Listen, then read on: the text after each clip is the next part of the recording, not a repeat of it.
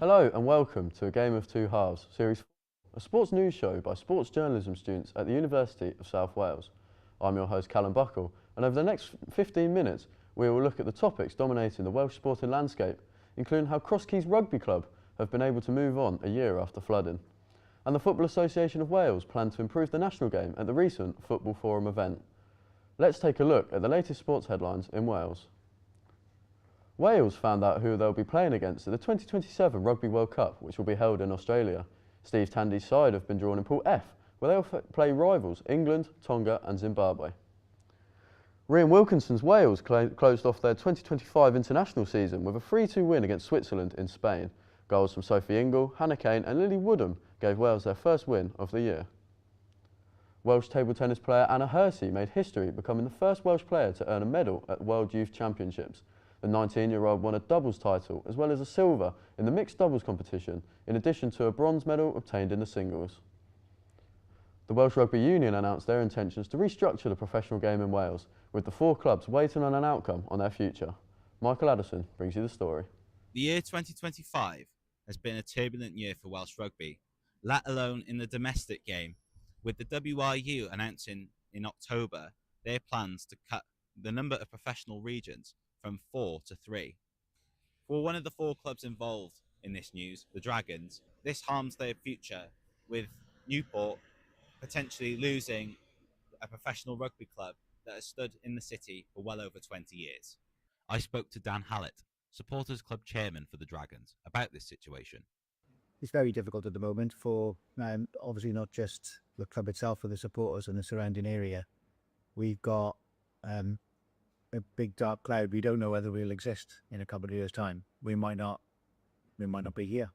We also discussed the impact this might have in the widening sporter context for the city. But the knock-on effect of that is widespread. It's not just the Dragons themselves and who they employ.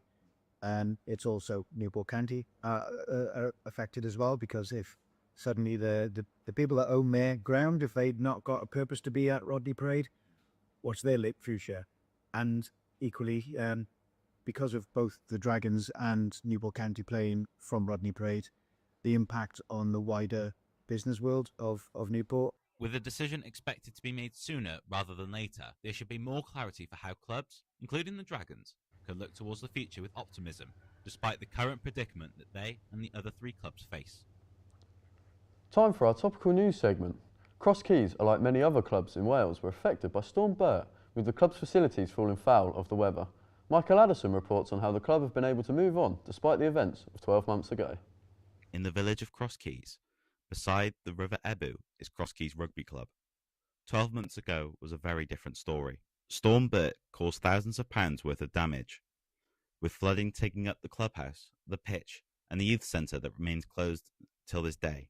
Redecorations of the facilities meant that the club were unable to play at their beloved Pandy Park home for 12 weeks, forcing the club to relocate when it came to matches, with local clubs helping them out when they had nowhere to train or play.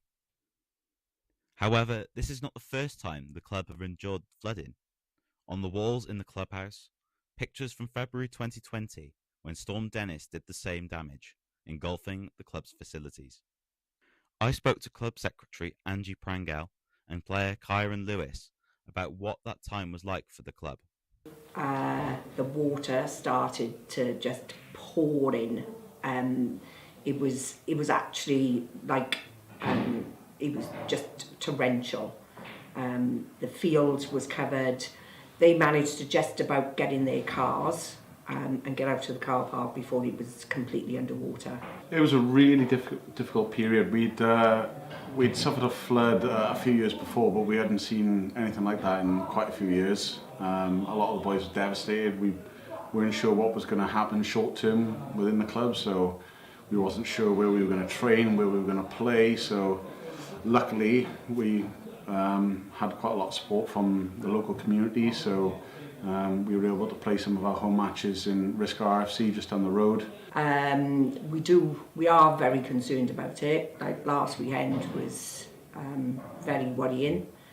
But we're trying to get money for flood defences, but it's really difficult to get money Council haven't got any money to help us. If we were to put flood defences on all the doors and the windows, the cellar, we'd be talking about 80 grand, and which we just haven't got that money. Despite the challenges, the flood brought the club closer together, the players galvanising to reach the WRU National Cup at the Principality Stadium. That was an absolute great day for the club, for the players, the coaches. Some would never dream of being able to get to the Principality, you know, and play on that big stage.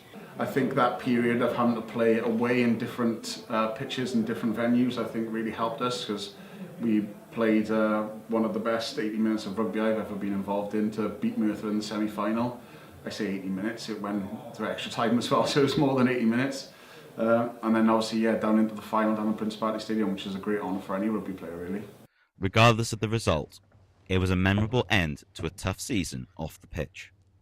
Next up, we hear from Sporting Mind volunteer Luke Bailey about what the charity do regarding mental health in sport. So, Luke, can you explain your role with Sport in Mind charity? So I run a badminton session for Sport in Minds here in Cardiff, and I also do one in Caerphilly, Tuesday and a Wednesday. So I run the session leading some badminton games, as you can see behind me.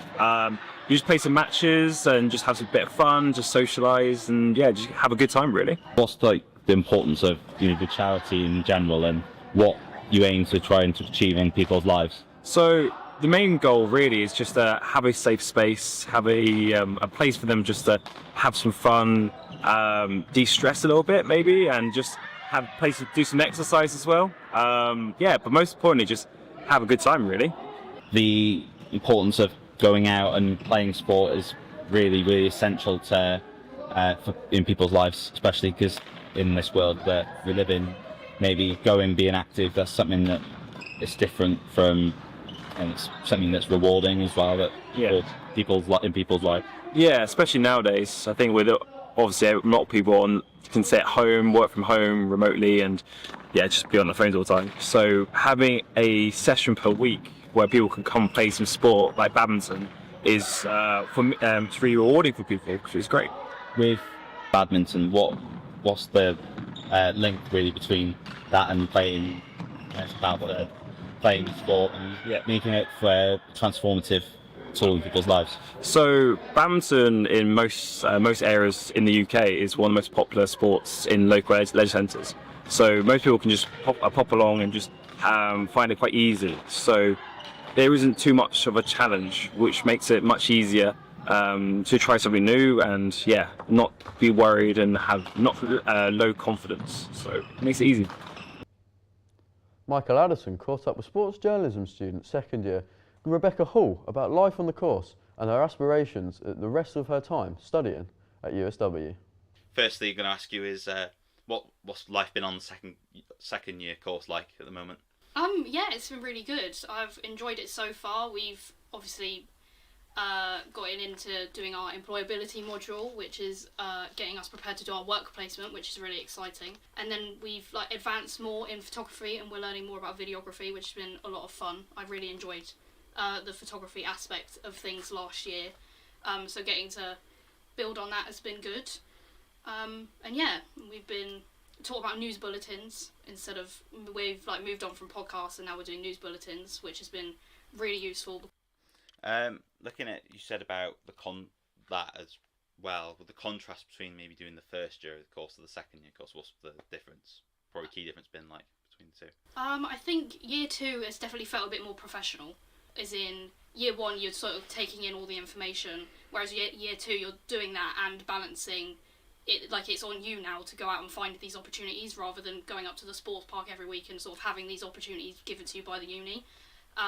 So I found the professionalism of year two has been something that's changed dramatically. Not that year one wasn't professional, but obviously more sort of an introductory into what the course is like and what it will be like going forward. But year two's definitely been a step in the right direction, if I'm being completely honest. I would love to work with the Cardiff Devils, which is the ice hockey team.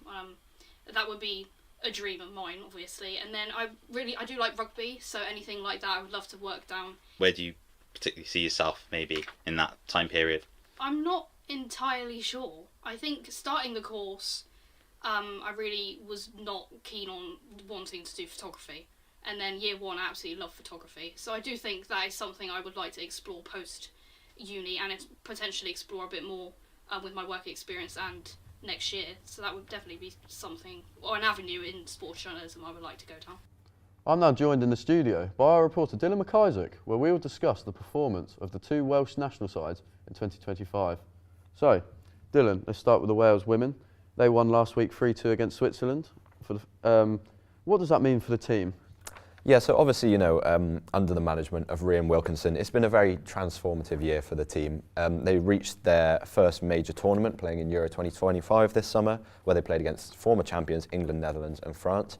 The win you mentioned against Switzerland was their first in over a year, I believe. So, you know, that'll really boost the morale a little bit. As I said, it's been a bit of an interesting year. You know, their all-time scorer and cap holder, Jess Fishlock, has retired from international football. But, you know, things really look on the up for Wales, like I said, reaching that tournament, and can only go up from here, I think. Yeah, and just moving on to the men, obviously Wales will go via the playoffs to qualify for the 2026 World Cup upcoming this summer. Just tell us about that. Yeah, so, you know, Craig Bellamy is going to be a pretty happy man at the moment. They're still in contention for the World Cup after a crazy 7-1 win over North Macedonia, a hat-trick from Harry Wilson.